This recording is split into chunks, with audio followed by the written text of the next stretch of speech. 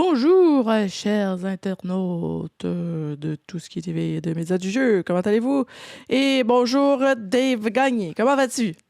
Bonjour Valérie, comment ça va toi? Ça va super bien. Aujourd'hui, on reçoit Dave Gagné du studio de jeux vidéo indépendant Rage Cure Games. Puis, toi, tu as été sélectionné pour la zone indie dans le Comic-Con, pour le Comic-Con de Montréal. Comment ça s'est passé? Ça a bien été, c'était vraiment le fun. C'est un bel événement, le Comic Con. C'est la première fois que j'y allais à Montréal. Puis franchement, j'ai été impressionné. Je pense que c'était une full record aussi cette année. Là. En tout cas, ça a été quelque chose. On va sûrement essayer de retourner.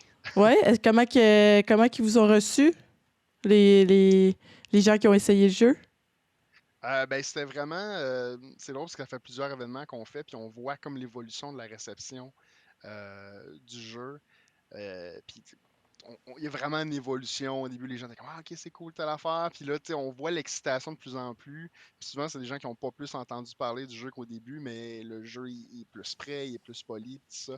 Fait que là, maintenant, les jeux, les gens, on en a qui reviennent il y en a qui viennent plusieurs fois par jour, qui ont fait ah, on a fait le tour, là, finalement, on revient ici, c'est vraiment le fun. Fait qu'on on a vraiment une super réception. Là. OK.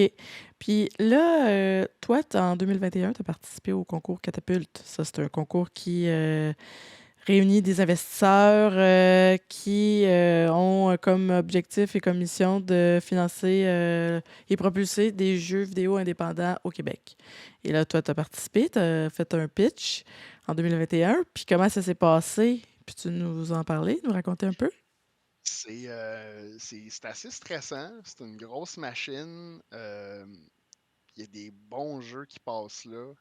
C'est super difficile parce qu'on se compare beaucoup, puis j'ai l'impression qu'on est jugé directement là. Il y a une équipe de juges, des gens de l'industrie, puis tout ça, qui vont juger les différents projets. Puis c'est stressant. Je pense que ce qui est le plus stressant, c'est l'espèce d'instantanéité de la chose. Parce que normalement, quand tu fais un pitch, disons, à un éditeur, quelque chose comme ça, ben, c'est une discussion qui va durer plusieurs semaines, plusieurs mois. Là, c'est vraiment, tu as un pitch, tu as une chance, il y a un jury, puis tu as un résultat après, puis tu gagnes ou pas. T'sais. Fait que cet aspect-là, il est intéressant. Il rend ça vraiment, puis ça c'était devant le public aussi, là, il rend ça vraiment plus excitant, mais c'est plus stressant aussi. Là. Puis c'était quand tu as présenté ton pitch, là, c'était sur le jeu qui va être bientôt lancé, là, Goon Legion Hockeyverse. Ça s'appelait comme ça, mais là, c'est Oui, rendu Goon Legion Mayhem. Pourquoi vous oui, avez c'est changé bien de ça. nom? C'est- il y a il y a beaucoup de raisons, en fait. Euh, une des choses ça vient d'une discussion avec notre éditeur. C'est un changement qui s'est fait il y a pratiquement un an, jour pour jour. OK. Puis notre jeu, c'est un jeu de hockey, mais c'est beaucoup plus que ça. Puis il y avait un gros aspect que oui, on veut que les gens comprennent que c'est un jeu de hockey, mais en même temps, on veut pas effrayer un consommateur potentiel, quelqu'un qui sera peut-être pas un joueur typique de hockey, mais que le jeu s'adressait à lui. Fait qu'il y avait l'idée on pense qu'il faut qu'on se débarrasse du jeu hockey, du mot hockey, excuse-moi. Puis au début, on était super OK, ouais, mais pourquoi? Mais en même temps, les arguments étaient super valides. Puis on a fait OK, faut trouver un autre nom. Mais ça faisait déjà comme, je sais pas, 2 ans et demi qu'on roulait avec Goons Legends of the Hockeyverse. Puis là, soudainement, il fallait comme, OK, on met notre bébé de côté, puis là, il faut trouver un autre nom. Euh, mais en même temps, on comprenait les raisons, tu sais. Puis là, OK, bon, on va trouver autre chose. Puis pour vrai, un nom, c'est super dur, c'est super personnel, tu sais, c'est Hmm. vraiment quelque chose de super difficile à trouver, autant pour un jeu que d'autres choses. J'imagine que pour un écrivain, un livre, c'est la même chose. Euh, un coup, tu l'as trouvé, là, d'en trouver un deuxième, tu sais, c'est comme, ah, ok, attends un peu là, tu sais, puis c'est vraiment un long processus que finalement, on s'en débarrasse, puis on recommence. Puis, pas de farce, je pense que ça a pris un meeting d'une heure. Moi, j'arrive avec mon équipe, je leur annonce ça que notre éditeur, il me donne plein d'arguments, puis pour vrai, ils sont super valides, là, tu sais. Puis Mhm. toute l'équipe fait, ah, OK, mais tu sais, je pense que tout le monde a fait qu'on ne trouvera jamais rien, qu'on va tout aimer, tu sais. Fait que là, finalement, on a parlé pendant une demi-heure, puis tu sais, c'était vraiment, là, c'était à chaud, là, tu sais. Je venais de leur pitcher ça, puis là, OK, il faut qu'on trouve d'autres noms, puis tout ça. Puis, soudainement, à un moment donné, on voyait qu'il y avait quelque chose qui se dessinait, mais tu sais, ça allait pas super bien, tu sais. Puis là, on met ça sur la glace, faire un bon jeu de mots de hockey, puis on s'en reparle demain. Puis finalement, je pense qu'en une demi-heure, c'était réglé. Parce que les gens ont fait comme. On dirait que ça a laissé le temps à tout le monde de faire OK, on est rendu là, c'est ça qu'il faut faire. Puis là, ben, OK, là, j'ai des idées. Puis, tu sais, on dirait que tout le monde est rentré dans une espèce de laisser-aller. Puis là, on a recommencé. Puis là, on s'est dit OK, mais c'est quoi le jeu en vrai, tu sais? Puis nous, le pitch, on veut, de Goons, ça a toujours été c'est un jeu de hockey. C'est une espèce d'aspect chaotique, là, très de fight, très party. Mhm. Puis c'est de la fantaisie. On utilise des joueurs qui sont pas des joueurs typiques. Puis on a des joueurs assez colorés, puis tout ça. Puis le nom est finalement devenu 3 mots qui représentent exactement ça. T'sais. Goons, Legends and Mayhem. Fait que tu as le Goons qui est clairement attaché au hockey. Puis encore là, si tu connais pas le hockey, ben tu l'associes pas forcément. Mais un amateur de hockey, tout de suite va l'associer. T'as le Legends qui est vraiment le côté fantasy, puis t'as le Mayhem qui est vraiment le côté chaotique, le côté party, puis tout ça. Fait que le Mhm. nom est devenu finalement un amalgame de c'est quoi nos trois, on va dire, nos trois piliers. Ben, c'est le nom, tu sais. Puis là, on a fait, hey, on aime vraiment ça, puis l'éditeur tout de suite a fait, hey, on adore ça, c'est réglé. Fait que ça, c'est vraiment, c'est drôle, on dirait qu'on a travaillé sur le premier nom pendant des mois avant de trouver quelque chose qu'on aimait, puis finalement, on a trouvé un nouveau nom en dedans d'une heure, tu sais. Alors qu'on était comme, ah, c'est impossible qu'on trouve quelque chose qu'on aime. Mais Fait les que ça s'est réglé investisseurs, eux, vraiment. est-ce ils ont dit quelque chose par rapport au changement de nom du jeu? Non, non, pas vraiment. En général, surtout quand t'es bien accompagné, tu sais, c'est pas des choses qui questionnent. Euh, Ils savent de toute façon que le nom, c'est vraiment quelque chose de difficile à trouver. On était quand même assez tôt dans le processus OK. aussi, fait que c'était quand même un bon moment pour changer de nom. C'est pas quelque chose que tu fais après ta campagne de marketing puis tout ça, mais tu sais, là, on Ouais, s'en ouais. allait au Gamescom en Allemagne, qui est comme le plus gros événement de jeux vidéo au monde, Mhm. probablement. Vous Fait que avez fait ça c'était un bon avant. Vous moment, avez là. changé votre nom avant d'aller au Gamescom. Genre 3 semaines avant, là. OK. Fait que ça, C'était comme, c'était-tu timé avec l'éditeur? L'éditeur, oui, il se disait, OK, on va oui, changer de en nom fait, avant c'était d'aller là. comme exactement. C'était on OK. s'en va au Gamescom, là, on a l'ancien nom, puis là, c'était comme faudrait régler ça tout de suite. OK. Parce qu'on s'en va au Gamescom, il y a plein de monde qui vont voir le jeu, puis c'est comme un peu notre lancement officiel. Parce qu'avant ça, dans le fond, on avait présenté le jeu, mais à l'échelle locale. Là, les gens au Québec l'avaient vu, mais Ouais, c'est tout. ouais. Là, on s'en allait à l'international, fait que c'était comme le bon moment, on va dire, pour faire le move. Puis, fallait régler ça là. Pour vrai, je dis 3 semaines, mais mettons un mois, là. C'était très serré. Puis là-dessus, ben, il fallait envoyer des visuels parce que tu as tes bannières et tout ça. Faut Ouais. qu'ils se fassent ces bannières-là aussi. Mais Fait que parlant c'était de comme, visuel, on va regarder une bande-annonce. oui, Qu'est-ce que t'en dis? ah ouais, donc. Tiens, on va regarder ça. Oups. On va regarder ça.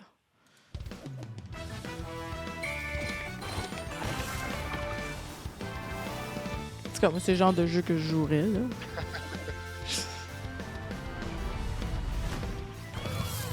Ben, je vais essayer la démo, d'ailleurs. Elle est sur Steam, hein, cette démo-là? Elle est sur Steam, c'est live là. Ça Live, fonctionne. là. Live là. Putain, je pense que tu m'avais envoyé le lien, hein, sur... Non, je peux te l'envoyer.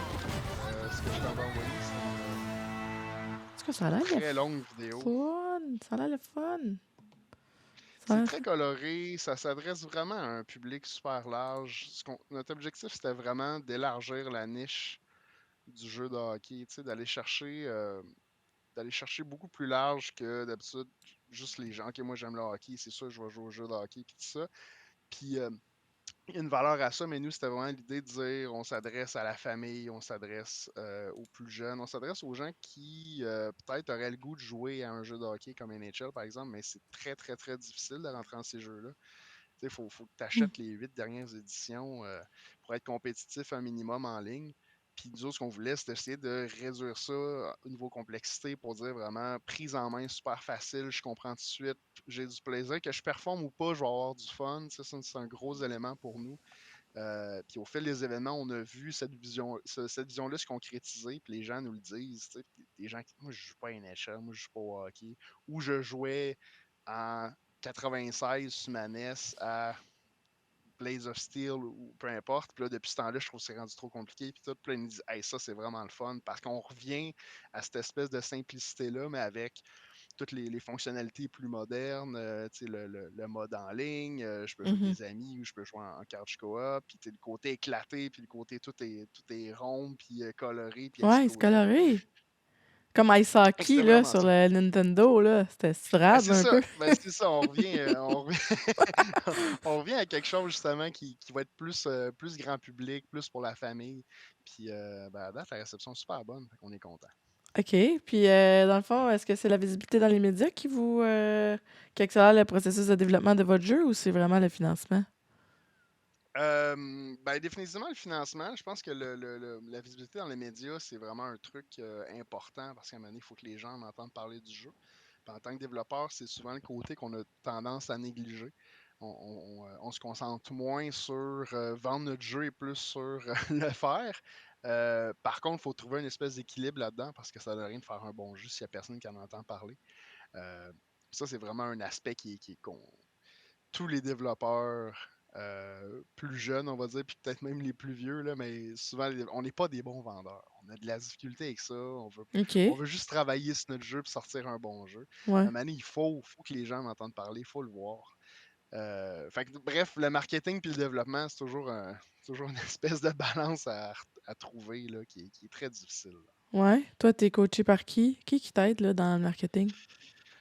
C'est sûr que du côté de notre éditeur, il y a des gens qui s'occupent de ça et qui s'occupent du marketing. On travaille beaucoup avec eux. Pas encore là, moi je pense que le marketing, ça appartient pas juste à l'éditeur ou à une équipe marketing. Je pense que le développeur doit être impliqué là-dedans.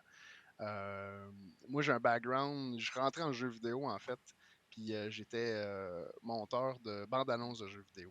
OK. Moi je viens d'un background plus post-production de vidéo. OK. Mes études sont là-dedans. Puis je me suis retrouvé de fil en aiguille à faire de la bande-annonce pour du Assassin's Creed, du For Honor, du Rainbow Six, des trucs comme ça. Pour Ubisoft. Euh, pour Ubisoft, ouais. OK. Puis, fait que c'est comme ça que je suis rentré dans le jeu vidéo.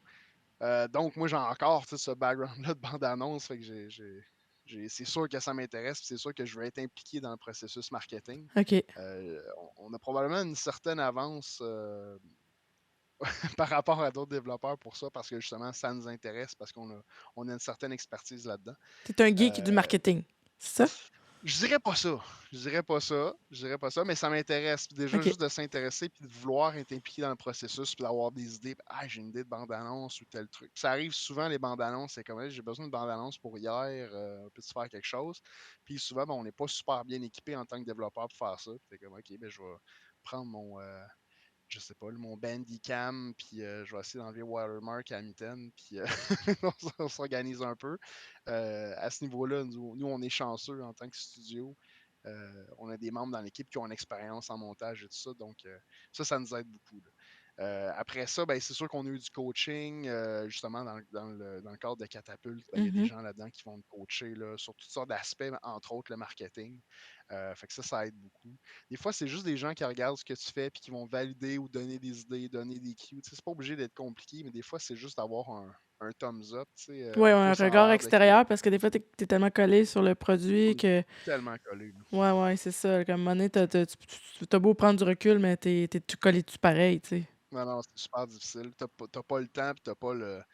On est tellement investi dans les projets que Ouais. c'est impossible. Puis nous-mêmes, on le sait, mais tu sais, aller chercher du bon feedback, c'est probablement la chose la plus difficile. Là. Ah, c'est ça Ça, le plus grand c'est défi. c'est le plus grand défi, c'est crucial. Puis justement, quand tu as un partenaire extérieur qui veut ton bien finalement, Mhm. parce qu'il y a un intérêt financier dans le projet, ben, si c'est une personne qui a aussi l'expertise, qui peut te donner du bon feedback, ben ça fait toute la différence, c'est sûr. Ah, bon. Puis, comment ça t'est venu à l'idée de développer ce genre de jeu-là? Si tu avec ton ami, t'es en train de prendre une bière, puis là, tu dis, hey, on fait ce jeu-là. Ça remonte à loin.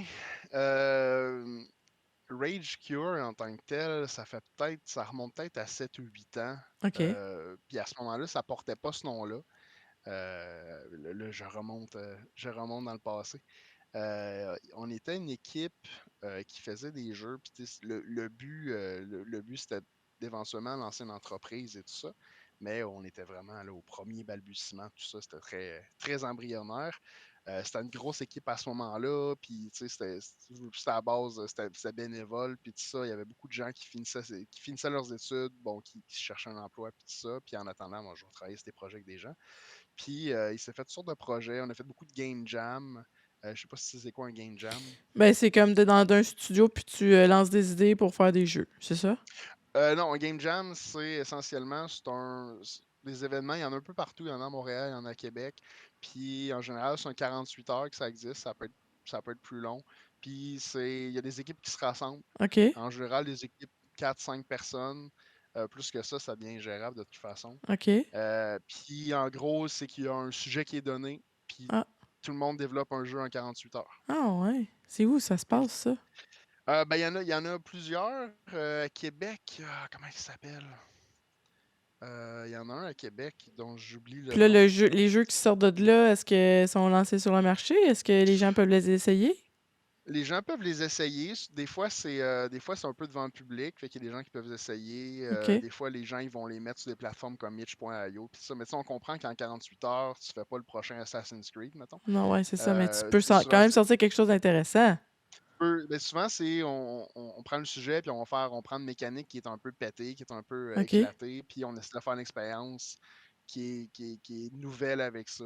Fait que c'est rare que ces jeux-là se retrouvent sur le marché. Par contre, c'est arrivé souvent qu'il y a des studios qui ont fait des jeux de Game Jam, puis après ça, ils ont fait Hey, on a des prix ou peu importe, Ah puis ouais? hey, on a un potentiel, puis là, ils vont développer la version longue, si on veut, de ce jeu-là. Ça, c'est OK. arrivé beaucoup. OK. Ça, c'est arrivé beaucoup. Mais c'est ça, en 48 heures, on comprend qu'on fait pas grand, on fait pas grand-chose, là. Mais Mais c'est un c'est exercice vraiment, intéressant à c'est faire. c'est vraiment c'est super créatif. Tu as des grosses contraintes. Ben, premièrement, tu as un thème, fait que c'est assez contraignant. Ouais. Évidemment, tu peux aller dans toutes sortes de directions puis décider plus ou moins de respecter le thème. Mais bon, bref, tu as un thème, tu as du temps. Souvent, tu as des contraintes de ressources humaines aussi. Tu n'es pas Ouais. 25. Donc, c'est vraiment un exercice créatif. Moi, j'adore ça, faire ça, des game jams. On en a fait beaucoup, justement, avec cette équipe-là dans le temps. On en faisait Tu quasiment dors un pas, par là. mois. On faisait une pratique. Ben, pas beaucoup, là. OK. Le dernier Game Jam, il y en avait un qui s'appelait à Québec, il y en avait un qui s'appelait le Pixel Challenge. OK. Euh, Puis moi, celui-là, j'ai peut-être dormi 5 heures là, dans la fin de semaine, là. OK. Ouais, ça donne une idée, là, mais tu sais, j'étais probablement dans le bas de la moyenne. Là. Il y a des gens qui dorment un peu plus, là, mais OK. tu t'en vas pas là, tu t'en vas pas là dormir, là, vraiment. Ah non, tu C'est pas fais l'objectif. tu sors des idées, puis tu te crées ça doit être le fun. C'est vraiment le fun. C'est vraiment un exercice ben, purement créatif. Là, moi, je dirais, c'est vraiment comment tu performes sous pression, puis c'est la première idée, puis comment on la fait le mieux possible, là. Moi, je trouve que c'est vraiment un exercice que j'aimais beaucoup faire. Puis bref, Rage Cure, dans le temps, ou du moins l'équipe, là, une partie de l'équipe, on en faisait presque un par mois, comme ça, OK. on se pratiquait, puis il y en avait des officiels où on allait, puis tout ça. On a développé beaucoup de petites boucles de jeu, puis on a comme commencé à travailler comme ça. Il y avait des plus gros projets en parallèle, mais qui n'ont jamais vraiment abouti. Puis au Mais c'est final, on quoi les arrive où installations? Tu arrives dans un studio, tu as accès à des ordinateurs de développeurs, puis là, tu développes tu développes le jeu, c'est ça? souvent il y a des tables, tu arrives avec ton portable puis ton clavier. OK. That's it. C'est Il n'y a pas c'est pas mal, là. de programme là, fourni, rien. Là. Tu utilises ton Non, propre non, non, programme. tu Puis... arrives, avec ton logiciel, ouais, t'arrives avec tes ordinateurs, tes logiciels, puis t'arrives avec ton. Puis même, c'est ce que tu veux, tu sais, parce que tu veux pas découvrir un environnement où c'est pas le moment de commencer, OK, comment il marche cet outil-là. Fait que, il faut que tu sois rodé un minimum. Mais quand OK. tu arrives dans un game jam, OK. idéalement, si l'équipe a déjà travaillé ensemble, c'est sûr que ça va mieux fonctionner. Tu sais, OK, toi, tu travailles là-dessus, je sais que lui, il est bon là-dedans. Peut-être qu'on a deux programmeurs, lui, il va s'occuper de ça, lui, il va s'occuper de ça. Fait que c'est vraiment un travail d'équipe, là. Fait qu'évidemment, plus l'équipe se connaît, plus tu as de chances de réussir, tu sais. Ouais, la synergie est là. Puis Ouais, vous c'est connaissez ça. un peu vos patterns de C'est créatifs. important, Puis... là. OK. C'est quoi notre pipeline? Moi, je t'envoie les Ouais. fichiers comme ça. Parce que, tu sais, faire un jeu, tu sais, un artiste 3D qui fait des personnages, c'est bien, mais il faut que le programmeur les intègre. Fait que là, ce qu'on appelle le pipeline, tu sais, Ouais. comment tout ça, le Comment ça flow de s'imbrique? l'information, si tu veux, exactement. Ouais. Ça, c'est super important. C'est aussi important que faire, tu sais, les différents éléments, c'est comment tu les rassembles. Puis, Ouais. et est-ce que tout explose quand que je rentre ton personnage? Fait que, tu sais, bref, ça, Ah, mais ça c'est doit être quand même le fun. c'est vraiment le fun. c'est vraiment le fun. Fait que c'est de là que Euh, Hockeyverse est sorti. C'est Pas ça? vraiment, pas vraiment. Là, l'histoire s'allonge, mais pas vraiment. Mais l'équipe qui éventuellement a formé Rage Cure est partie de ça. OK. Puis on est comme allé chercher 2, 3 autres personnes, puis ça l'a créé éventuellement, au bout de plusieurs années de travail, ce cœur-là, on était 5 à ce moment-là, qui est devenu les membres fondateurs de Rage Cure finalement. Puis on avait commencé à travailler sur un premier projet, puis c'était de beaucoup trop grosse envergure. Maintenant, on a fait, ah, ça ne marchera pas, on va se planter, c'est sûr. Puis là, on a fait, OK, on repart sur un nouveau projet, on va scoper ce qu'on appelle. Scoper, c'est comme, OK, qu'est-ce qu'il y a dans mon jeu, c'est quoi les fonctionnalités, il y OK. a combien de personnages. Fait que, tu sais, c'est comme, le Faire la scope, c'est, fiche technique, là. ouais, ben c'est vraiment Le comme synopsis. qu'est-ce qu'il y a dans notre jeu, là, tu sais, OK. qu'est-ce que ça va prendre pour faire notre jeu? Bon, ça va OK. me prendre 10 personnages, 2 niveaux, whatever, tu sais. Puis là, c'est ça ce qu'on appelle le scope, là. C'est OK, si je OK. regarde une vue d'ensemble de mon jeu, c'est quoi qu'il y a en contenu dedans. OK. Fait que là, ce qu'on s'est dit, c'est OK, ben ça me prend un jeu vraiment plus petit, scopé vraiment plus petit. Puis là, ben, tout le monde s'est mis à pitcher des idées. Puis il y avait un peu toutes sortes de choses. Puis à un moment donné, il y a quelqu'un qui dit, ah, on pourrait faire un jeu de hockey avec des super-héros. Puis là, on était comme, ouais, OK, ouais, c'était en même temps, on se disait, un jeu de hockey au Québec, c'est quand même cool. Tu sais, il n'y en avait pas à ce C'est moment-là. Je le pense qu'il y sport avait un jeu de national. gestion. Ben, c'est ça, qu'on se dit, tu sais, ah, OK, c'est pas une mauvaise idée. Moi, je capotais pas sur l'idée des super-héros, parce que je trouve, OK. mon personnage, je suis un peu brûlé des super-héros. Mais je suis comme, tu sais, ça pourrait être des personnages fantastiques, tu sais, mythiques, sans être des super-héros. Puis tout là, OK, ça commence à jaser. Puis là, en même temps, il y a du monde dans l'équipe qui disent, ah, moi, je joue plus à ça des jeux de hockey. Tu sais, je jouais quand j'étais jeune, on jouait à Mutant League sur Super Nintendo. Puis là, un autre disait, ah, moi aussi, je jouais à telle affaire. Puis là, finalement, ce qu'on se rendait compte en jasant, c'est que on avait tous déjà joué à des jeux de hockey. Puis là, ben, plus personne on jouait à des jeux de hockey. Puis on était comme, ah, c'est intéressant, ça. Pourquoi, tu sais, Ah, ben oui. pourquoi on jouait à ça avant, puis là, tout d'un coup, ben, on est tous d'anciens joueurs de jeux de hockey. Puis là, ben, tu sais, OK, mais pourquoi? Puis là, on s'est mis à discuter de ça. Puis là, c'est un peu là qu'en fond, on s'est rendu compte, ah, c'est rendu trop difficile, c'est OK. super réaliste, tu sais, la prise en main, c'est quasiment un jeu de combat, là, tu sais, faut que tu fasses les combos, faut que tu Ah, fait connaisses, que là, tu sais. vous aviez un filon intéressant, Fait que là, là, on avait un dans vos œuvres. filon qu'on se Ouais, dit, ouais. si on exploite ça, puis qu'on Ouais. fait de quoi de cool avec ça, qui répond à pourquoi on joue pas à des jeux de hockey, ben, on a peut-être de quoi de le fun. Ah Fait que ouais. là, on s'est mis à travailler là-dessus en 2018, fin 2018, puis tu sais, temps partiel, tu sais, quand ça donnait. Ouais. Puis, euh, ça, tu sais, ça faisait son chemin tranquillement. Puis maintenant, on a vu Catapulte. Puis on a fait, hey, on pourrait appliquer. Puis pour vrai, tu sais, fallait être enregistré. On a enregistré à la compagnie, tu sais, 4 jours avant. Tu sais, c'était comme, ah, on OK. s'essaye, tu sais. Puis finalement, on est nommé dans les finalistes. Puis on est comme, ben voyons donc, on capotait notre vie, tu sais. Puis, tu sais, le jeu était laid là, à ce moment-là. Tu sais, on a des fois, tu as des jours gris. T'es comme, ah, ouais, Ouais. ça va pas super bien.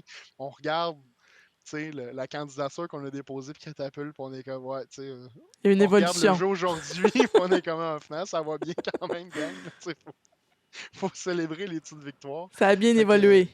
ça a bien évolué. Fait que, bref, c'est comme ça que c'est arrivé. Vraiment, je te dirais, une espèce d'équipe qui s'est formée au fil de presque une décennie de contacts, de gens qui on a travaillé, qui viennent d'un peu toutes sortes d'horizons. Il y avait des gens en développement d'applications, il y avait des personnes qui étaient plus marketing, d'autres branding. Euh, Moi, j'ai parti plus post-production, mais je me suis retrouvé dans le jeu de fil en aiguille. Puis éventuellement, un moment donné, on a lancé Rage Cure, puis moi, je me suis retrouvé en même temps, ou à peu près, chez Ubisoft Québec. Puis ben, c'est ça, on a lancé notre production, puis en mai 2021, un mois, après avoir fait Catapulte, c'était comme 3 semaines, c'est vraiment juste de suite après, on remportait la finale de Ouais, Catapulte. ouais. Fait qu'on était comme, ouf, OK. Parce que c'est quand même, on se lançait, on avait tous quitté nos emplois, mais tu sais, on y croyait, là, Ouais, tu sais, oui, c'est ça que tu me disais au Comic-Con. Vous êtes courageux de faire ça? on avait de l'argent de côté, Ouais. mais pas des masses. Fait que là, Ben, c'est ça. justement, Catapulte, ça a fait une grosse différence. Puis après Mm. ça nous a permis de décrocher du Fonds des médias du Canada, qui est l'équivalent de Téléfilm, en fait, c'est la même Ouais, organisation. ouais. Fait qu'on est allé chercher d'autres argent avec ça, puis éventuellement un éditeur. Fait que tu sais, tout ça, Mais en qui parlant est, tu sais, d'éditeur, là, Firestoke, oui, c'est votre éditeur. C'est-tu vous qui l'avez choisi? ben oui, en fait, c'est toujours, tu, c'est un long processus, trouver OK. un éditeur. Puis, t'as pas le choix de te choisir mutuellement, tu sais, Ah, dans le OK, OK. sens que ton éditeur t'a choisi, puis toi aussi. Je pense OK. qu'à maintenant, à un certain point, peut-être que l'éditeur, s'il y a plus de marge de manœuvre que toi, peut-être que toi, tu vas signer un peu à contre-cœur. Mhm. Nous, ça n'a pas été le cas. Mais je pense qu'il y a des gens qui sont un peu mal pris et qui disent je vais signer n'importe quoi s'ils me donnent un peu d'argent. Mais c'est un processus qui est très long, là, signer un éditeur. Nous, ça a pris plusieurs mois. C'est sûr qu'il y a une question de timing aussi là-dedans. Quand tu te parles, puis là, des fois, il y a des événements, puis ça repousse des trucs. Là, C'est mais quoi, il y a beaucoup de négociations pour les royautés puis ces choses-là? oui, C'est ça? entre autres. Entre OK. autres, il y a beaucoup de. Les éditeurs sérieux, du moins. Je ne peux pas dire que j'ai travaillé avec tant d'éditeurs que ça, mais OK. les éditeurs sérieux vont faire beaucoup ce qu'on appelle de due diligence. Fait qu'ils ils vont regarder un peu en dessous du capot avant de signer le contrat. Tu sais. OK. Ton moteur, il a l'air de quoi? Ouais. Tu sais, ils vont faire un review de code. Mhm. Euh, Bref, ils veulent aller chercher une confirmation que ben, tu es capable de livrer ce jeu-là. Tu sais. Puis si c'est pas le cas, ben, est-ce qu'on est capable de l'aider pour livrer le jeu ou sinon on touche pas à ça, tu sais, parce qu'ils s'apprêtent à mettre beaucoup d'argent et d'énergie sur le projet, fait qu'ils veulent s'assurer qu'ils signent un projet qui pas juste qu'il a l'air cool sur papier puis on a Mhm. joué une démo, ok, mais la démo, si c'est 15% du contenu, est-ce qu'on est capable de faire les 85 qui reste? Tu sais, Ouais, ouais, ouais. c'est un peu ça l'idée, là. Mais vous, est-ce que vous avez Euh, des avocats? S'il arrive quelque oui, chose ou oui, avec oui, des histoires? absolument. On a travaillé beaucoup avec Pierre Moisan aussi du CEIM, qui est un ancien avocat, mais bref, qui connaît beaucoup, il connaît beaucoup le domaine. Oui, absolument, là, tu sais, le contrat, on l'a épluché, puis on a Mhm. travaillé fort Mhm. dessus. Puis c'est normal, ça fait partie du processus, là. Ouais, ouais, c'est rigoureux. Euh, Tu sais, tu veux pas te c'est très retrouver rigoureux, bredouille, là. puis Ah, exactement. faut que les deux parties Exactement. comprennent ce qui se passe, là. C'est ça. Puis il faut comprendre aussi, parce qu'à un moment donné, lire une ligne sur le contrat, peut-être que tu comprends mal aussi, premièrement. Ouais. Mais aussi, des fois, c'est la dynamique entre deux clauses. Peut-être qu'il y a une clause à page 3.4 qui a l'air bien inoffensive, mais si tu la mets en combo avec la 15.11.2, Mhm. ah, ben là, s'il arrive ça, puis ça en même temps, on est mal pris. Fait que, tu sais, tu veux pas faire ça tout seul. Non, c'est Tu veux extrêmement pas complexe. faire ça Moi, tout j'ai seul. déjà fait de Ah la ouais. vulgarisation juridique Ben, dans une organisation, puis c'est complexe. Là. ouais. Il y a un ordre d'avocats qui s'assied autour d'une table et qui lit les textes pour s'assurer que ça soit vraiment, genre, juridiquement valide. C'est extrêmement complexe, là. Ouais, C'est un long ouais, processus, puis je te vraiment. crois quand tu dis ça. Non, absolument. Puis, tu sais, ça a été beaucoup. Puis, au final, tu sais, ça a bien été. Puis, même moi, à un certain point, j'avais peur parce qu'on challengeait sur certains éléments. Puis, là, j'étais comme, hey, on va se faire, ils vont nous dire, ils vont se faire virer de bord, tu sais, puis tout. Puis, ce qu'on nous avait dit, c'était, non, non, tu sais, faites confiance. Ils vont vous prendre au sérieux si vous faites ça, tu sais. OK.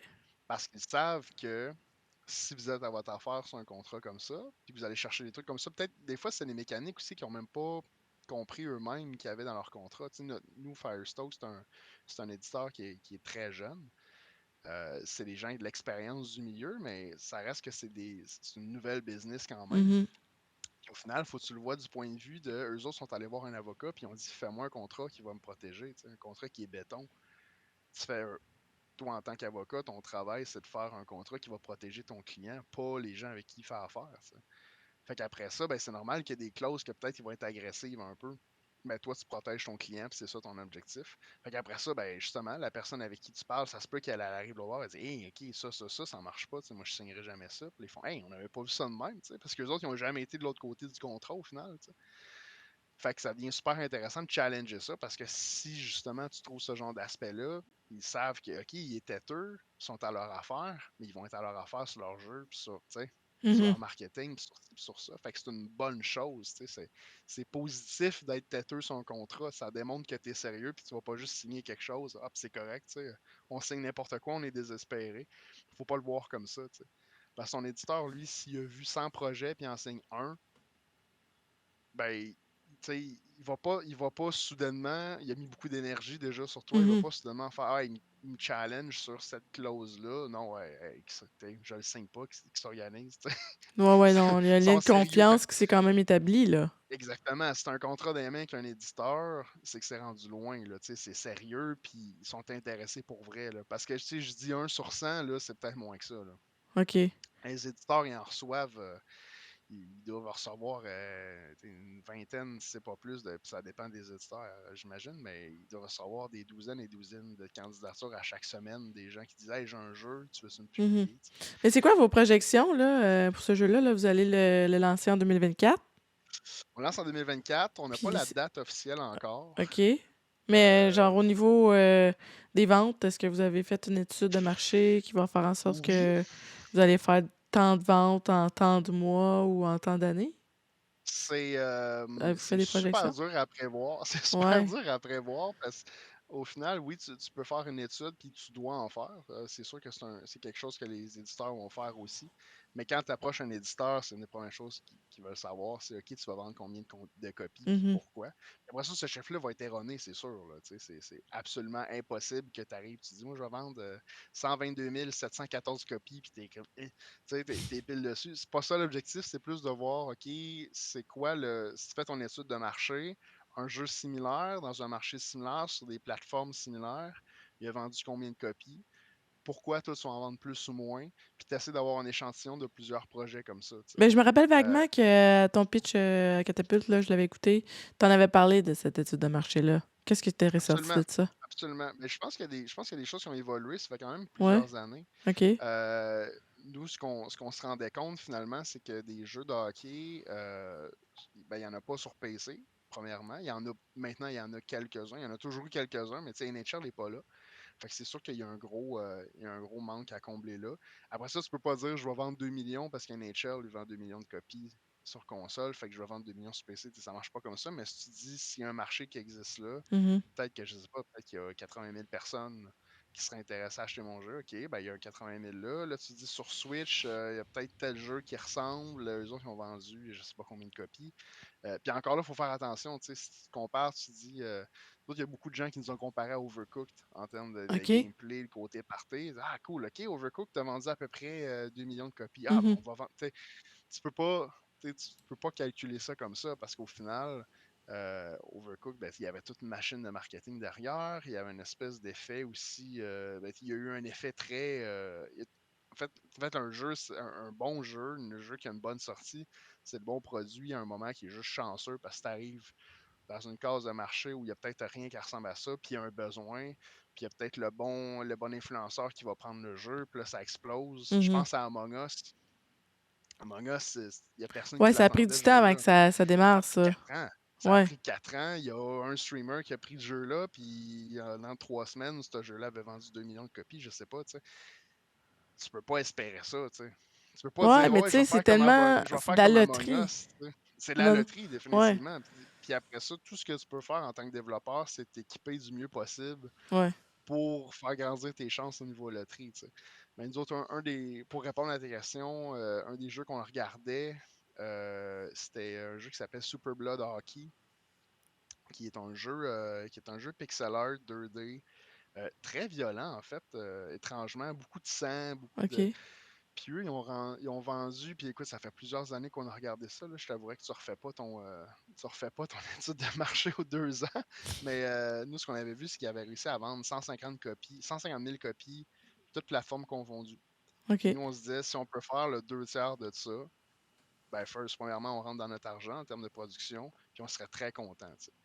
Puis en même temps, nous, on se dit, notre produit, il est beaucoup plus grand public parce que je sens qu'il n'y a pas de. Il n'y a pas de sang qui revole partout, il n'y a pas de Mhm. bras qui revolent, il y a pas. Premièrement, il y a ça.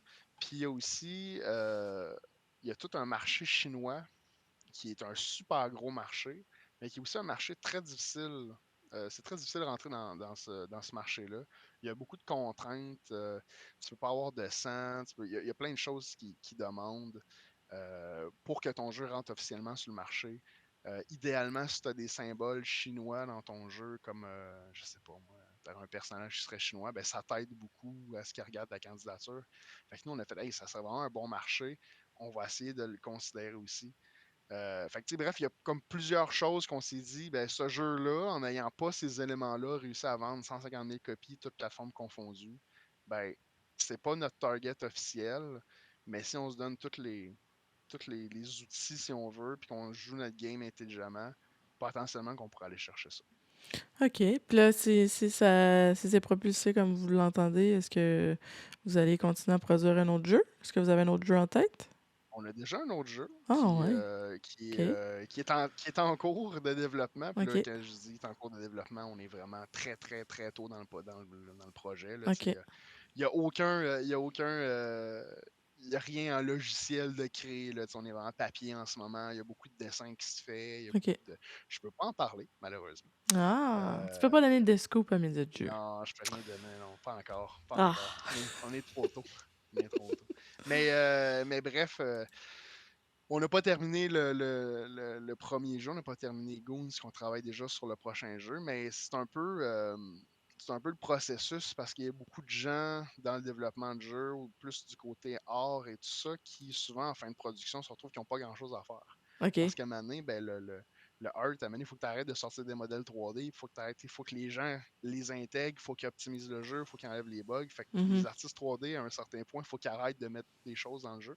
Fait que ces gens-là se retrouvent tranquillement, hein, ben moi j'ai plus rien à faire sur ce projet-là, ben ok cool, on va travailler là-dessus. Fait que tu commences à prototyper autre chose en vue du prochain jeu. Fait que c'est un peu ça qui se passe en ce moment. OK. Il y a une partie de l'équipe qui termine Goons, puis l'autre partie de l'équipe qui commence tranquillement à transitionner vers le prochain projet. OK, pour garder Qui, un peu de qui... momentum là, dans l'équipe, c'est ça? Exactement, exactement. Puis en même OK. temps, ben c'est ça, c'est le fun en fait, là, parce que là, tu vois des choses se passer. Moi, j'essaie de pas avoir le moins de visités possible sur le prochain projet parce que je veux me concentrer à finir Goons.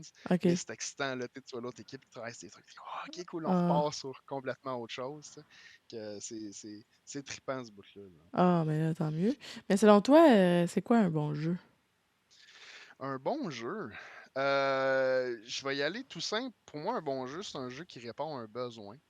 Mhm. Puis ça a l'air bien plate d'une même, mais je pense il y a le danger, en fait, quand tu es développeur, c'est de faire un jeu que. Ah, moi, j'aimais tel jeu dans le temps. euh, J'aimais vraiment ce jeu-là, puis j'aurais aimé ça le faire, ce jeu-là, fait que je vais le refaire.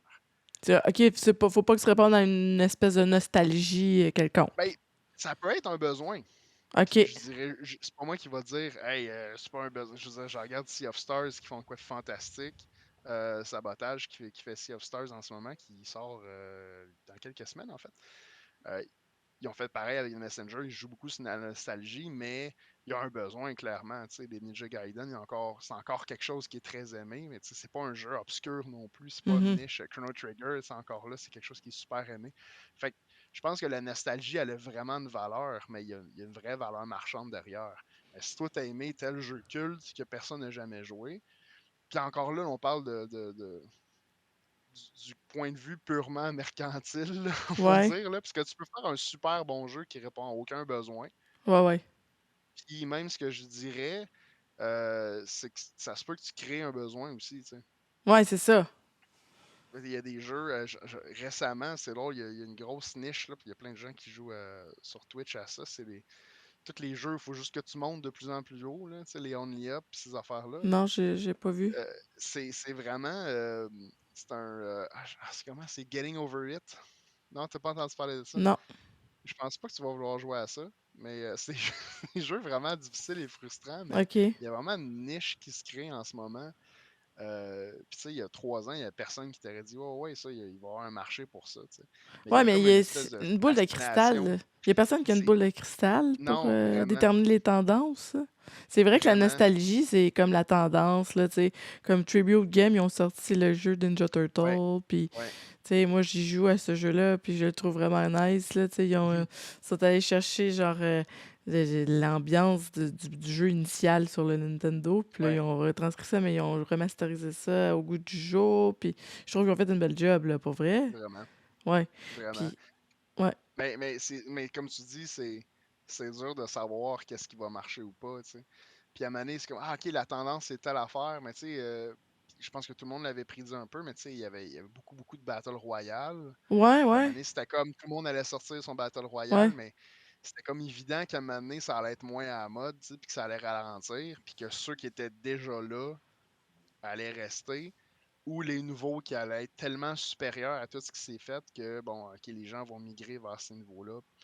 Mais c'était évident qu'à un moment donné, les Battle Royale, ça allait commencer à descendre en termes de popularité. Ouais. Puis c'est ça, quand tu fais un jeu Mais encore là, tu peux faire un très bon jeu que personne va entendre parler, mais Ben ouais, mais à un moment donné, il y a c'est ça eu comme une espèce c'est de ça qui est vague de difficile, là. jeux indie qui étaient populaires, là, les jeux zen un peu, là, Ouais, ouais, ben, beaux, il y en a là, encore puis beaucoup, ouais, il ça y en a marche encore toujours beaucoup. ça. Ouais, Il y en a encore beaucoup, tu sais, je regarde les Stardew Valley justement, pis ces trucs-là, pis ça marche tout le temps. Il va toujours avoir une niche pour ça. ouais, Euh, je pense qu'à partir du moment où justement tu es capable de saisir que il y a un nouveau marché qui s'en va là, puis ça c'est super difficile, là, c'est ouais, vraiment ouais, c'est the name of the game, c'est ça, là. ouais, ouais. C'est comment j'identifie, tu sais, vers où le marché s'en va, Tu sais, il faudrait que puis tu fasses une vaste étude de marché avec un sondage où ce que tu irais chercher un échantillonnage de personnes qui accepteraient à répondre à tes questions, puis te faire genre une espèce de,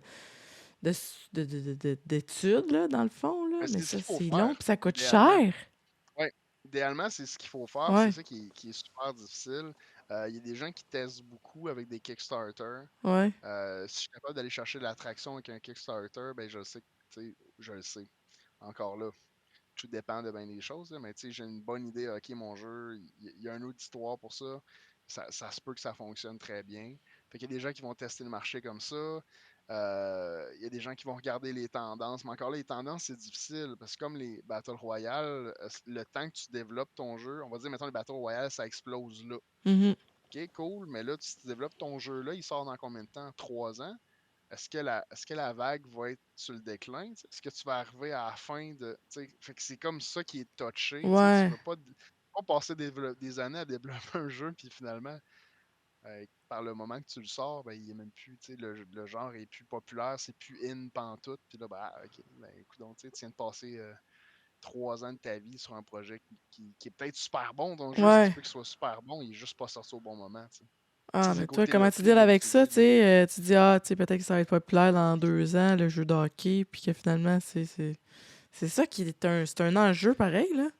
Absolument, absolument. Puis je pense que euh, notre rôle en tant que développeur indépendant, c'est oui de faire des bons jeux, mais il y a tout un côté businessman, businesswoman qui est super important. C'est vraiment Mhm. le côté qui est pas sexy pour bien des gens, là. Il y a bien des gens qui sont pas intéressés par ça, mais si tu fais pas ça, tu vas sortir un jeu, il va flopper, puis tu vas fermer, tu sais, tu vas mettre la clé dans la porte. C'est pas ça qu'on veut, tu sais, ultimement. Puis particulièrement au Québec, au Canada, il y a tellement de mécanismes qui peuvent t'aider, mais il faut que tu les connaisses. Mhm. Faut que tu embarques dans ces mécanismes-là. Il faut que tu les utilises bien. Puis si tu fais tout ça, ben, il reste toujours une porte à laquelle cogner si jamais il y a quelque chose qui ne fonctionne pas. Ou justement, OK, ben, je vais embarquer je vais vendre du service, par exemple. Je vais être capable de financer le prochain projet. Entre-temps, tu peux toujours sauter sur Ben autre ouais. chose, puis jamais être pris sur ah, fallait que mon jeu il vende 80 000 copies, sinon je suis fermé, tu sais. Tu Ouais, peux ouais, pas te c'est ça. fier Faut que à tu aies ça. des options. Absolument. C'est ça. Absolument. Puis ça, c'est le côté qui est super difficile Ah ouais. parce que justement, souvent, c'est drôle.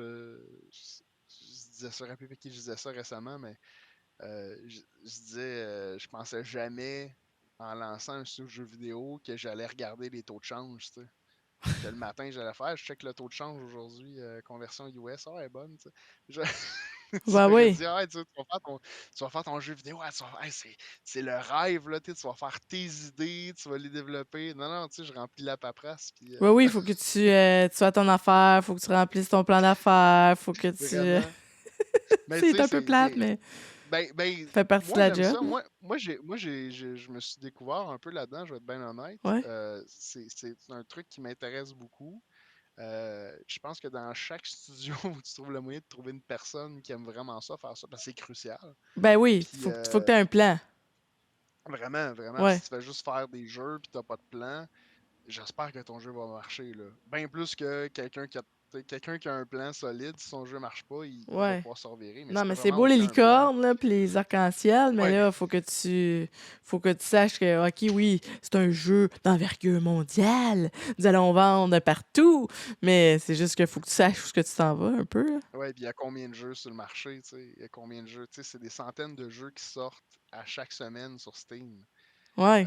C'est beaucoup, là. Puis après ça, ben, OK, on peut s'entendre sur, OK, il y a beaucoup de shovelware, il y a beaucoup de mauvais jeux, on va dire, qui se font, là. Mhm. Il y a beaucoup ce qu'on appelle les asset flip, là. Ouais, Sur une qui se vendent à plateforme une comme pièce sur ta Switch, là. genre, Ouais. genre. Il y en a beaucoup de ça. Puis c'est vrai là, que c'est pas un jeu c'est pas un jeu avec lequel tu compétitionnes. Si par exemple, Google, nous autres, ça va avoir pris 4 ans et demi de sortir, mettons. Là. C'est clair que le jeu à une pièce qui sort, euh, il n'y a pas autant il y a pas autant, il y a pas autant d'amour que le jeu que ça t'a pris 4 ans à monter. Mais ça reste que sur le marché, il occupe le même espace. Il est sur Steam comme toi. Euh, Il y a le même pourcentage qui est pris par Steam. il, Il y est- a... il est- il crée du bruit aussi sur le Mm. marché beaucoup, tu sais. Puis justement, des jeux de même, s'il en sort à tous les jours, puis c'est le cas, ben toi, quand tu sors ton jeu, comment tu t'assures que ta voix passe par-dessus cette multitude de plus petites voix-là, peut-être, mais qu'au final, si t'as pas bien joué tes cartes, ben tu vas passer free autant qu'eux autres, tu sais. Ouais, c'est ça Fait que l'enjeu. ça, c'est touché, là. C'est Ben ouais. touché. Je pense qu'à partir du moment où tu sors sur console, c'est beaucoup moins problématique. OK. Parce que sortir sur console, c'est vraiment plus compliqué. Fait que Ouais, ça fait ouais. aussi que les gens qui ont un jeu qui leur a coûté, qui leur a pris un mois, puis ça leur a coûté 40$, ben, ils vont pas sur console, tu sais. De toute façon, les consoles acceptent ou non que ton jeu sorte sur la console, tu sais. Puis après ça, ben, tu as potentiellement des semaines, sinon des mois de travail. On en parlait tantôt. Faut que tu Ce qu'on adaptes appelle le le jeu à ça. porting. Ouais. Exactement. Ça coûte super cher, c'est super compliqué. Mhm. Fait que c'est sûr que si tu vas avoir Nintendo, puis tu arrives avec ta production qui t'a coûté 600$, puis c'est un jeu un peu boboche, ben ils vont dire, ben non, tu mets pas ça sur Switch. Les autres, ils ont le droit de dire oui ou non. L'éditeur, Steam, ça? ben, la plateforme en tant que telle. La plateforme, OK. Nintendo, OK. de toute façon, ça te prend ce qu'on appelle un dev kit. Mais c'est comme un Nintendo Switch qui sert à développer des jeux. Il faut OK. qu'ils te vendent la dev kit. Mais il faut que tu te fasses pré-approuver pour avoir ça. Fait que si t'es pas un développeur sérieux, t'auras juste pas de dev kit, puis là, tu sais, c'est mort dans l'œuf. Là. OK. Tu Mais là, comment sortiras qu'eux, jamais ça. c'est quoi leurs critères pour déterminer qu'un développeur est sérieux? Tu sais-tu? C'est une bonne question. Je sais pas quels sont les critères. Je sais qu'est-ce qu'ils demandent. Nous, on est passé par le processus. OK. Quand tu fais une demande pour aller sur Nintendo Switch, par exemple, c'est littéralement le même processus que si tu vendais à des investisseurs. Tu as un OK. pitch deck. Fait que tu as un genre de 10, 11 slides qui explique c'est quoi ton jeu, c'est quoi tes USP qu'on appelle, tes Unique Selling Points, fait que c'est quoi qui distingue ton jeu, mettons. Après ça, à qui tu t'adresses en termes de marché, puis pourquoi ton équipe, c'est la meilleure équipe pour livrer ce genre de jeu-là. Fait que, bref, faut que tu vendes ta salade. Tu es là pour expliquer à Nintendo que mon jeu va marcher. Puis après ça, eux autres, ben, ça passe par un comité, ils checkent le jeu, puis euh, ultimement, ils vont dire oui, ok, cool, on te pré-approuve. Fait qu'à ce moment-là, ça veut dire le jeu n'est pas sorti. Là. Ils ont juste dit oui, on te donne l'autorisation de sortir le jeu sur Mhm. Nintendo Switch. Puis après ça, il faut quand même que toi, tu fasses le porting. C'est à toi de le faire. Puis après Mhm. ça, quand tu leur envoies ça, il y a plein de certifications. Eux autres, ils vont vérifier ton jeu complet. Il y a plein de certifications puis d'éléments auxquels il faut que tu te conformes. Puis si tu n'es pas conforme à un de ces trucs-là, ben, ils vont te renvoyer ton jeu puis ils vont dire Hey, ça, tu n'es pas conforme, travaille là-dessus puis renvoie. Renvoie le jeu. Ah, c'est un Puis long ça, processus. à chaque fois que tu fais ça, que tu n'es pas conforme puis que tu le renvoies, c'est un 3 semaines, un mois là, que ça prend. Aïe, Là. aïe, c'est donc bien long. C'est le Fait que là, turnaround, là, c'est ça. quand qu'un studio de jeux vidéo indépendant dit qu'il va être sur la console, là, c'est une grosse victoire pour lui, là. C'est une grosse victoire, là. Absolument. Puis, c'est pas pour OK. rien, ben, je vais peut-être vous apprendre quelque chose, là, mais souvent, on voit, ah, il y a tel bug sur tel jeu. Ouais, La patch est sortie sur PC. OK, ouais. cool. Puis là, le monde est comme, hey, ça sort quand sur console? Ça fait 2 semaines qu'elle est sur PC. Elle est déjà partie sur console. Elle est juste pas approuvée encore par Sony, par Xbox, OK. par Nintendo. C'est juste pour ça qu'ils sont pas sortis. Parce que la patch est déjà faite. Souvent, la patch, ça a pris une journée de fixer. Mais il faut tout repasser par le processus. Tandis que sur PC, tu l'envoies à Steam, puis c'est instantané. Là. Ouais, ouais. Puis si ça marche pas, c'est ton problème, c'est pas celui de Steam. Steam vérifie rien. Là. Hmm. Fait que si toi, ton jeu, il marche pas, c'est ton problème sur Steam. S'il Ah, mais il y a marche un pas commentaire sur. intéressant de Forga qui dit il y a des trends et des goûts de chacun aussi. C'est vrai, ça? Tantôt, on parlait Absolument. des. Tu sais, les trends. OK, oui, il y a les trends, mais il y a les goûts de chacun. On parlait des niches, on parlait du public cible, puis tout ça. Il y en a du public pour ce jeu-là, là, tout le temps. Là. Il y en a du public pour les jeux rétro. Il y en a du public pour des jeux violents. Il y en a du public pour. Tu sais. Absolument. pense que là où la trend va t'aider, c'est que tu vas peut-être avoir plus de push médiatique ou tu vas peut-être avoir plus de visibilité sur une plateforme comme Steam, par exemple. Ils vont Ouais, peut-être plus te mettre de l'avant si tu es dans la trend, c'est tu sais. ça. C'est là que, oui, tu Mais sais, encore là, c'est drôle parce que il y a bien des streamers, des influenceurs qui ont leur fanbase, puis qui peuvent à un moment donné parler d'un jeu qui qu'eux, ils sont pas nécessairement des joueurs de ce jeu-là, mais qui vont en parler quand même, puis ça va comme les propulser. absolument, absolument. Mais encore là, il faut que quelqu'un soit tombé sur ton jeu, tu C'est sais. ça. Puis comment ils vont tomber dessus par hasard, tu sais. Faut que tu aies une certaine visibilité. C'est là que Ouais. la trend aide beaucoup. Parce que Mhm. c'est pas parce que quelqu'un a des goûts pour un jeu comme celui que tu fais qui va tomber dessus par hasard, tu sais. C'est ça, faut que tu aies une C'est ça stratégie. qui est difficile, là. C'est ça Ah qui est ouais, difficile, là, vraiment, là. Fait que stratégie. c'est là que la trend peut t'aider, je pense. Ouais, Parce que même si tu dis, moi, je suis un amateur de dungeon crawler, building, whatever, c'est vraiment une niche super précise, ben, peut-être que toi, tu es super à l'affût à chaque fois qu'il y a un jeu qui sort. ouais, Mais ça se peut que tu sois juste comme, ben moi, j'aime ce genre de jeu-là. Puis le jeu, ça fait 6 ans qu'il est sorti, puis tu as un ami qui t'en parle, puis tu fais, hein, je savais même pas que ça existait, ce jeu-là. Ben non, tu sais, puis tu es comme le public cible directement, c'est ouais, ouais. toi, là, tu sais, c'est ta face, puis tu savais même pas qu'il existait. Ben, tu pas pu l'acheter, le jeu, tu sais. C'est arrivé à combien de gens c'est arrivé. Fait que, tu sais, bref, c'est là que la trend, c'est juste que ça vient porter ton message plus facilement parce que tu dis, hey, j'ai tel jeu qui sort, puis si t'es dans la trend, ben, ton message va juste être amplifié fois 1000, tu sais. C'est ça. Fait que c'est là, puis effectivement, moi je suis d'accord, là, tu sais. Est-ce que, il appelle ça chase the trend, là? Tu sais, c'est comme, ah, ok, la tendance c'est ça, je m'en vais vers là. C'est pas tout le temps la bonne stratégie, tu sais. Mhm. Puis justement, d'essayer de casser la trend en arrivant à quelque chose qui est champ gauche Ouais. puis d'arriver avec quelque chose de complètement nouveau. Ça peut être ta stratégie aussi, puis ça peut être de Oui, dire tout le monde va là. Fait que moi, je vais aller dans une autre c'est ça. direction, puis je vais être unique dans ma patente parce qu'il n'y a personne qui fait ça. Puis ça peut C'est attirer une bonne l'attention, là. stratégie. Absolument. Absolument. Ça peut donner En- viral. Encore là, c'est la différence entre répondre à un besoin que les gens savent qu'ils ont, puis créer un besoin. Tu sais. Hey, je savais pas que j'avais besoin de ce jeu-là. Je vais donner un exemple concret. Là. C'est quoi? C'est Unboxing que ça s'appelle? Je sais pas si tu as joué à ça. Non? C'est un genre de jeu que tu as plein de boîtes de déménagement, puis il faut juste que tu places toutes les affaires dans la maison. Non, C'est j'ai pas joué à super ce jeu-là. relaxant, t'as de la Ah petite. ouais? Pour vrai, tu checkeras. C'est Unboxing ou Unboxed. En tout cas, c'est super relaxant. OK. Euh, puis il y a personne qui se disait ah, c'est quand mon prochain jeu de déménagement, tu sais, j'ai vraiment hâte. Tu sais, il y a personne qui C'est se comme disait les ça. simulateurs, là, tu sais. Exactement. Farming Simulator 2017, Farming Simulator 2019. Il y a plus Exactement. de graines pour planter dans tes champs. Il y a plus de modèles de tracteurs. Ouais, mais moi, je m'en fous, là. Je m'en fous Mais qu'il y ait on plus s'est de peut-être modèles fait de prendre. tracteurs. Tu sais, récemment, t'as joué à, comment ils appellent ça, Power Wash Power Wash. Simulator. Mais c'est tellement satisfaisant, ces Oui? jeux-là. Puis Ah tu ouais, sais, ça. dis-moi qu'il y a un an, tu pensais que c'était un besoin que tu avais, tu sais, de faire Non, ça. sérieux, là, Non, quand j'ai vu pas en ce tout. jeu-là, j'ai fait non, pis sérieux, tu sors un jeu qu'il faut que tu laves des affaires avec une espèce de hausse à pression. Voyons donc, qui va C'est jouer à ça? super relaxant. Puis Hey! justement, là, tu fais comme, ah, il y a tant de monde qui joue à ça. Puis moi, j'ai un collègue récemment qui a acheté American Truck Simulator. Puis j'étais comme, ah, je vois tout le temps ça. Je trouve ça un peu niaiseux, tu sais. Puis là, finalement, il était à 4 piastres. Tu sais. Ah, un fou d'une poche. Je Hein? l'achète, là, tu sais, au pire. C'est vraiment relaxant, là. Tu sais, puis, tu sais, ça finit souvent que j'ai une fin de soirée, mais tu sais, je vais être chill, tranquille, là, puis je vais aller faire une petite livraison, là, tu sais, puis on va aller dans le Nevada, peu importe. Mais tu sais, c'est super relaxant, puis justement, c'est que tu ne sais pas en tant que joueur que tu as un besoin, mais bon, il y a des gens petit à petit qui vont jouer à ça, puis qui vont dire ah, c'est le fun, c'est le fun, c'est le Ouais, fun. Puis t'essaies là, tu des fais ah, affaires, puis. je vais l'essayer, puis là, finalement, Mm. tu fais ah, crime, ok, finalement, j'aime ça, tu sais, j'aime ça, Ouais! telle affaire. Ben, moi, je pense que. Est-ce que toi, par rapport au Game Pass, puis ces choses-là, là, est-ce que tu as une réticence par rapport à ça ou tu penses vraiment que c'est une façon optimale pour faire découvrir des nouveaux jeux?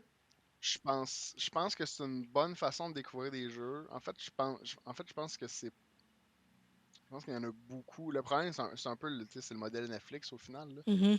Euh, je pense que ça va s'effacer tranquillement.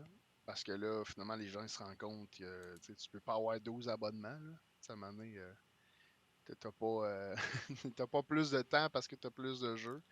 Je pense que là, c'est comme la grosse affaire. Tout le monde s'est pitché là-dessus parce que c'est comme un modèle payant en même temps. Là, tu payes à chaque Mhm. mois, puis ça garantit que je te donne l'argent chaque mois. Tu sais. Pour les développeurs, c'est pas super. C'est correct. Ouais.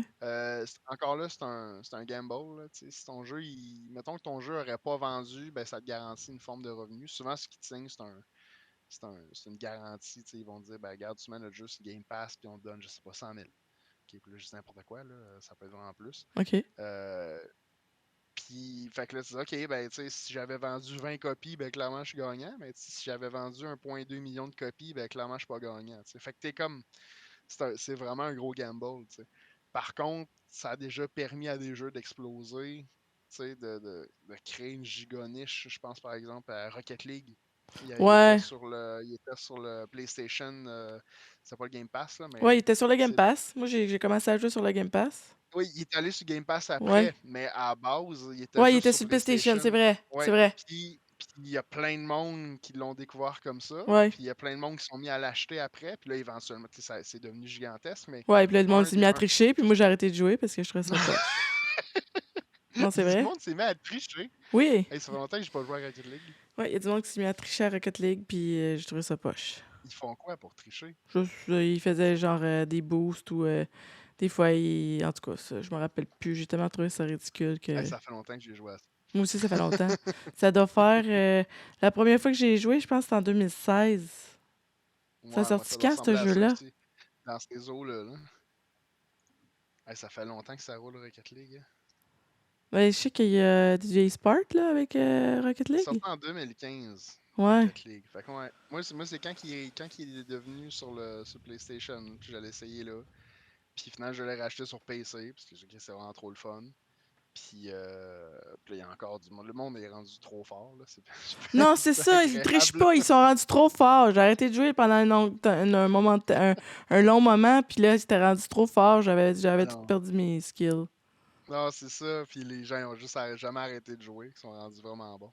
Mais bref, tu sais, je pense que pour Rocket League, tu sais, tu te dis, ah, ils ont peut-être 2 millions de personnes qui ont téléchargé le jeu sur PlayStation qui l'auraient peut-être pas acheté, mais ils n'auraient jamais vu le jeu. Tu sais. Ouais. Fait que tu sais, c'est comme OK. Puis tu sais, les ventes que ça l'a engagé par la suite, c'est sûr qu'ils ont été gagnants. Fait que tu sais, c'est comme la Game Pass, du point de vue consommateur, je pense que ça te donne beaucoup, beaucoup de contenu. Ça, Mhm. c'est cool, parce que tu peux découvrir plein d'affaires. Peut-être des jeux que tu n'aurais pas achetés. Du point de vue développeur, c'est vraiment un coup de dé. Parce que ça se peut que ça te profite, comme ça se peut que vraiment ça te joue un tour. Mais en même temps, c'est ça, c'est que tu le sauras jamais, tu sais. Mhm. Parce que le nombre de joueurs qui ont téléchargé ton jeu gratuitement, qui n'auraient peut-être pas acheté le jeu, tu sais, tu peux pas prendre ça comme Hey, j'ai eu 1 million de downloads, j'aurais vendu 1 million de copies. Ben non, tu sais, ton jeu était gratis, pushé par la plateforme, tu sais, qui a, je sais pas, 4 jeux gratis sur le mois. Ouais. C'est sûr que les gens vont le télécharger, tu sais, il est gratis. Est-ce que tu as eu cette visibilité-là, tu sais? Pas forcément. T'sais. Fait que c'est vraiment. Les Game Pass, moi, je pense que c'est là pour rester. Je pense que ça va évoluer, puis ça va se préciser, parce qu'en ce moment, c'est le Far West, puis tout le monde veut juste créer sa propre Game Pass, puis il y en a 8 en même temps, ça n'a comme plus de Ouais, sens. c'est ça, là, il Ça va y n'a plus avoir de ça bon sur. sens. Là. T'as-tu essayé celui sur Netflix? Non, non, moi, je suis pas sur Netflix. Non, t'es sur Non, quoi? parce que je suis sur rien. Non, c'est pas vrai, je suis sur Shudder, Shudder? qui est comme un genre de Oui, oui. Netflix, mais de film d'horreur. J'aime Ah beaucoup. oui, oui, oui. Oui, oui, j'en ai entendu parler de ça. Mais non, je suis pas T'es un sur fan de films Netflix. d'horreur, toi? Oui, absolument. T'as-tu écouté Megan? Absolument. J'ai pas écouté encore. Faut que t'écoutes J'ai ça. pas écouté encore. Il y en a beaucoup. Je commence à manquer de temps. Mais non, en fait, c'est pas vrai. Ça fait longtemps que que je manque de temps. Mais là, Goons est quasiment fini. Fait OK. qu'on va, Fait que là, tu vas on va pouvoir te rattraper dans les films d'horreur. entre autres, oui. Entre Ben, autres. je t'en recommande un ou deux, là, Megan. Puis l'autre que j'ai vu récemment, c'était The Cells. C'était avec OK. Samuel L. Jackson. Puis un autre, là. C'était vraiment bon. The Cells. Ouais. Je vais regarder ça. Si je me rappelle bien du titre, là, c'est avec Samuel L. Jackson. Je vais regarder ça. Ça m'intéresse. Ça, c'est en 2016 que est sorti, ça se peut-tu? Euh, C'est juste Cell? C'était sur Amazon Prime quand je l'ai vu, là. OK. Prime Video. Ouais. Ouais, je Tu regarde. l'as-tu Ça trouvé? m'arrive. C'est ça? The Je pense Cells? que c'est ça. Je vais regarder ça. On va regarder ça En à la tout cas, fin. c'est vraiment bon. Ça fait OK. changement des OK. films post-apocalyptiques. Qui sont tous gris Ouais, ben et non, il est gris, orangés. tu sens que c'est pesant, l'univers il est lourd, mais le concept il est différent, là. OK. Je trouve qu'il se OK. démarque un peu. Je vais aller voir ça. Ça Bon, fait que, m'intéresse. en rafale, pour te connaître un peu plus, là, en tant Oui, que gamer, c'est quoi ta première console de jeux vidéo? la NES. NES? Ouais. Et tu veux dire la première que j'ai eue? Ouais, la première que t'as eue. Ouais, Nintendo. NES. Ouais. Ton premier jeu que tu as passé une nuit blanche à y jouer? Hein, grosse question. Probablement le Nuit Blanche. Ouais, à C'est juste quoi jouer à que ce jeu-là. probablement Diablo 1, ce qui trahit mon âge. Là. Le jeu vidéo que tu détestes le plus? Hein, grosse question. Ça peut être long, ça. Ça sera pas en rafale tant que ça, gang. Ah non, mais prends ton temps, Le vas-y, on jeu veut vidéo que savoir. je déteste le Ouais, ouais, plus. ouais. Ah ouais, ah ouais. Je vais y aller avec Duke Nukem Forever, tiens. Duke Nukem. Ah, il y a quelqu'un qui dit qui te recommande aller voir Vagabond. Ça a l'air que c'est un bon film. Pour ma part, Vagabond. Red Alert en 97. Red Alert de Forga, Red c'est Alert, quoi? C'est un jeu? c'est un jeu de stratégie, genre de jeu de guerre, là. C'était dans la série des Command and Conquer. J'ai joué à ça beaucoup aussi. Ok, ok. Très bon jeu. Vagabond. Ok, on va aller voir ça, Vagabond. Vagabond. Allez voir Vagabond, exact. CNC, ok. Puis le jeu que tu détestes le plus, c'est quoi déjà? J'ai dit Duke Nukem Forever. Duke Nukem, ok, ok. Puis le jeu vidéo que tu recommandes le plus aux gens? Je vais y aller avec mon gem, mon hidden gem personnel qui est Hyper Light Drifter, qui est Hyper un Light jeu. Drifter. Ouais, C'est quoi ça? Si tu veux c'est m'envoyer des un. liens, envoie-moi-les sur Messenger. Ok, ça marche. Je peux t'envoyer ça. C'est un jeu indie qui a passé un peu sous le radar. Moi, il y a de quoi dans ce jeu-là? Il y a l'ambiance, le gameplay, il y a OK. comme la story qui est comme pas. Qui est racontée, mais assez subtilement. En tout cas, moi, ce jeu-là m'a vraiment marqué. Ouais, c'est un jeu pixel art. Fait que ça vieillit super bien. parce que, OK. parce que ça reste toujours à la fois rétro et moderne. OK. Puis la musique de jeux vidéo qui t'a resté le plus en tête? Euh, Probablement Zelda Ocarina of Time. OK. Ouais, Zelda Ocarina of Time. ouais. OK, attends une minute, je vais juste faire de quoi? Le Hyper Light Drifter, c'est du jeu que tu détestes le plus. Non, que Non, t'aimes. non, non. Que tu recommandes. Celui que je recommande, ouais, parce que je pense que ce jeu-là mérite d'être plus connu. Ouais. OK, Parce attends qu'il y une a minute, beaucoup de. on va le montrer. Oh, ah, ok. Attends, je vais le montrer, la petite vidéo. Ah oui? Tiens, attends. Oh, attends.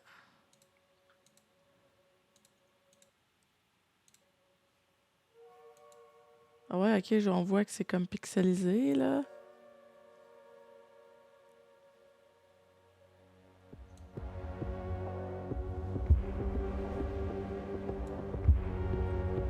Ah, c'est vrai que ça a l'air...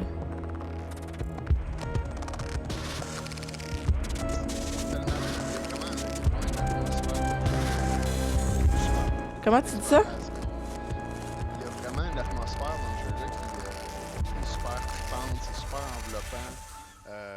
Le combat est le fun, il y a beaucoup d'exploration. Ça peut faire penser un peu à un genre de Zelda Ouais, avec des twists de combat qui sont vraiment uniques. Puis le storytelling il est vraiment, il est super effacé, mais en même temps, il est comme super efficace. Puis OK. Ah, ça intéressant. t'amène à un endroit vraiment intéressant. Moi, c'est un jeu qui m'a brassé beaucoup OK. sur plusieurs plans, ouais. La Ah. soundtrack, elle est fantastique.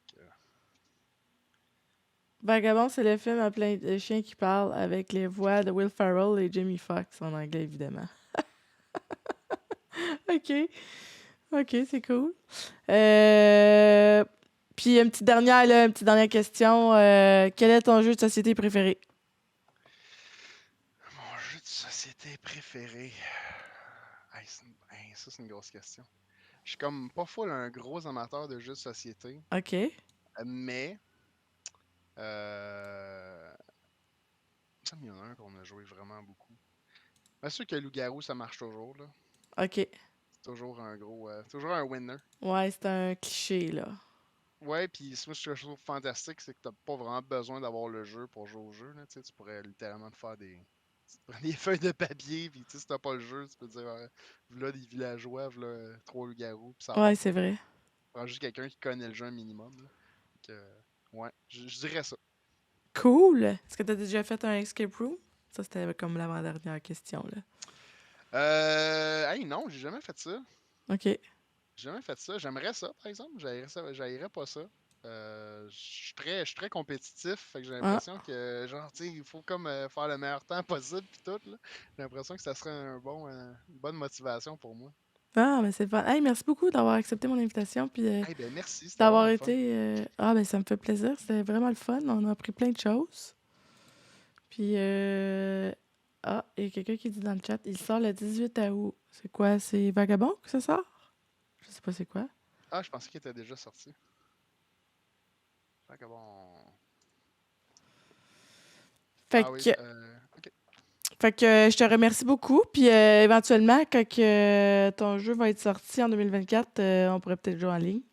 Ce serait le fun. Ouais, se faire une game, là, puis inviter du monde du chat à jouer à jouer au jeu, là, puis à tester, puis à faire une méga review de ton jeu en ligne sur Steam. Ce serait fantastique. En attendant, il y a une démo qui est sortie sur Attends, on va le Steam. partager. Peux-tu m'envoyer le lien de Steam sur Oui, Messenger?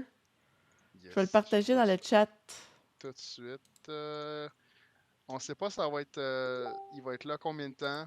On parle de quelques semaines, mais on va l'annoncer OK. avant de l'arrêter. Mais en ce moment, ça fait une semaine qu'il est là, fait que il va être là encore quelques temps. OK.